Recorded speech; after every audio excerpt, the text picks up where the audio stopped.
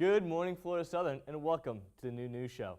I'm John Cody, not Tyler Hillier, here to bring you all of the great news in the political world. We have just concluded the biggest day of voting the country will ever see before the general election, Super Tuesday. And while Tuesday was super, for some, it was not so much for others, specifically the United States of America. Trump continued his winning ways for the most part, winning the most states on the Republican side. But luckily, and I can't believe I'm saying this, Ted Cruz found a win in his home state of Texas and neighboring Oklahoma.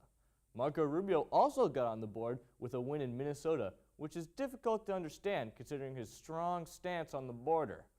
I guess Minnesota finally got sick of all those Canadians taking their jobs.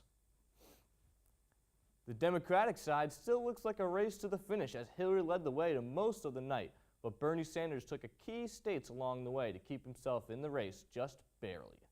This leads into a long-term battle as there are still key states to be won in this tortoise and the hare race, except the hare has millions in super PACs and Wall Street donations, but I'm sure the story will end up the same way. Here's Greg Imhoff with the Mock Minute. Hello everyone, I'm Gregory Imhoff doing the Mock Minute. All right, we're going to be having Chick-fil-A Friday, this Friday, from 10 to 12. Make sure to wear red, and you can receive a free Chick-fil-A sandwich. They will be passed out on golf carts driving around campus. And remember, if you are not wearing red, you can always sacrifice the body with a flesh wound. Because we all know, as college kids, we'll do anything for food. Spring break is finally coming up for Florida Southern students, and campus halls are closing down. All residential communities will close this Friday, March 4th at 5 p.m. and will reopen at noon on Sunday, March 13th. For those planning to stay on campus during this time, registration for the free stay must be submitted on MockSync. If you do not fill out the form to stay, you will be fined $75. Be sure to have a fun and safe spring break. Spring break means midterms, unfortunately. So study up and complete work early so you are not stressed and scrambling to turn in everything and learn a million vocab words last minute. Want to know a good way to relieve stress? Yoga. That's right. Twisting your body into the most uncomfortable positions possible actually helps. Don't believe me? Well, here's Taylor Gillis to convince you. It's 6:15 here at FSC, and you're asking, why am I up right now? Why is any college student up right now? And the answer is yoga.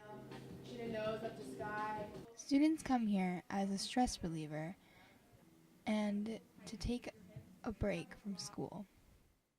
The classes are taught by instructor Grace Donovan, an FSC student and student athlete. Yoga improves a lot of things across your life, pretty much. It's great for stress reduction, it's great for flexibility, it helps build strength, build confidence, helps you connect with other people. It's pretty much just a great self-confidence booster.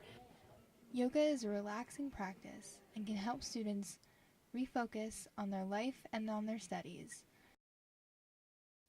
Thanks, Taylor. That was surprisingly calming. That's all I have for you today. So back to you, John.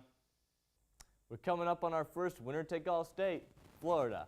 Florida has had its time in the spotlight in the elections, and this year will be no different. Trump could run away with the race with a win in Florida, and Rubio can assert himself as a contender in the election.